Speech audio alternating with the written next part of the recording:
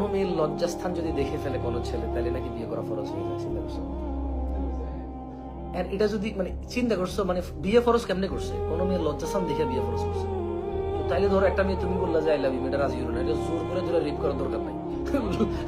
আস্তাগফিরুল্লাহ আযীম। লজ্জাস্থান দেখলা, এবারে তো ফরজ হয়ে গেল। মেয়ে অন্য কারো কাছে বিয়ে বলে তাহলে জায়েজ হবে না।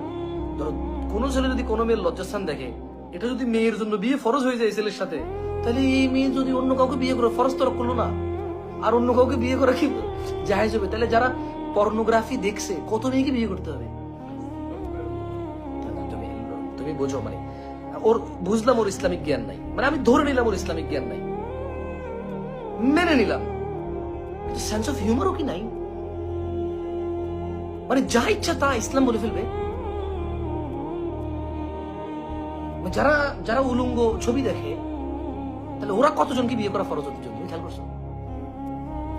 এরপরে আবার পতিতাকে বিয়ে করা ফরজ হয়ে যাবে। দেখো অবস্থা কি। মেয়ের দিকে তাকানো নিষেধ, সে বলতেছে মেয়ের লজ্জাস্থান দেখার পরে বিয়ে ফরজ।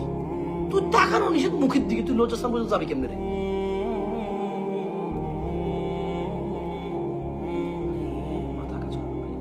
কালকে রাত 2টা বাজে এরকম একটা মেসেজ আসছে, মাথার রক্তে টন টন টন টন করে ব্যথা উঠেছে।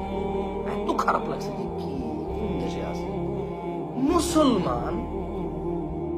একটু একজন কি প্রশ্ন করছে, খুব সুন্দর করে প্রশ্ন করছে, বলতেছে যে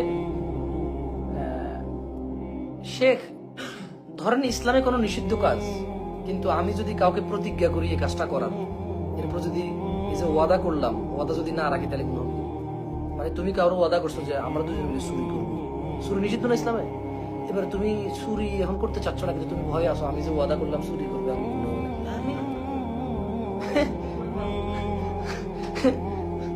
মানে ওরে লাইভে আসতাম না তো, ওরে রিপ্লাই দিছি, রিপ্লাই দেওয়ার পর আমার মাথা ব্যথা উঠে গেছে। আমি ওর রিপ্লাইয়ের মধ্যে ওরে বলছি যে ভাই আমি খুব ব্যথিত, আমার বুকটা ফেটে যাচ্ছে আপনার এই প্রশ্ন শুনে, আমি আজকে আর কাউকে রিপ্লাই করবো না। তুমি জানো আমি মনে হয় 30টার মতো প্রশ্নের রিপ্লাই করছি। 30 নাম্বার প্রশ্নের রিপ্লাই করার পর আমি বলছি আমি মিনিমাম আর 3 দিন 4 দিন আর আমার ফেসবুকের ইনবক্স খুলবো না।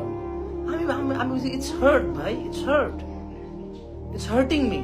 Like you are Muslim, you are Muslim, জানা করা হারাম। কোন মেয়েকে যদি বলে যে আমি তোমার নিয়ে অমুক জায়গায় যাবো, জানা করবো, এরপরে ধরো সে বললো যে আল্লাহর ভয় বললো যে আমি জানা করবো না, এখন এই লোক যদি এরকম ভয় পায় যে আচ্ছা আমি যে ওয়াদা দিছি জানা করবো, যদি না করে তাহলে ওয়াদা খেলাফের জন্য কি মুনাফিক হবো? মানে কি?